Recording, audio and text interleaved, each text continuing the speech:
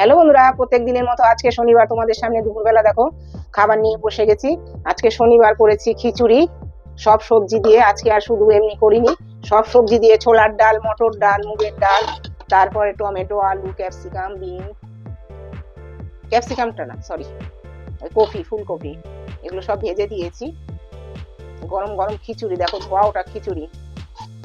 কারা কারা খিচুড়ি খেতে ভালোবাসো চলে এসো। খিচুড়ি তো সবাই ভালোবাসে তাই না? আজকে করেছি বালক ভোজনের মতো খিচুড়ি, পাতলা। আর মটর ডাল, ছোলার ডাল, মুগের ডাল দিয়ে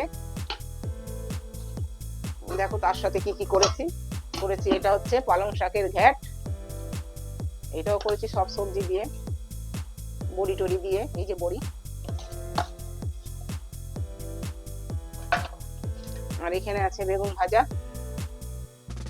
আলু ভাজা,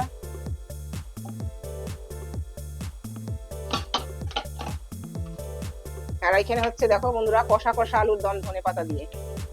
শীতের সময় এগুলো খুব ভালো লাগে, কষা কষা আলুর দম, একদম ঝোল না। আমি বেশি নেবো না, 2 পিস নিই। আর শীতের সময় চাটনি তত ভালো লাগে না, চাটনি করা আছে কিন্তু নিয়ে আসিনি। এই যে পাঁপড়,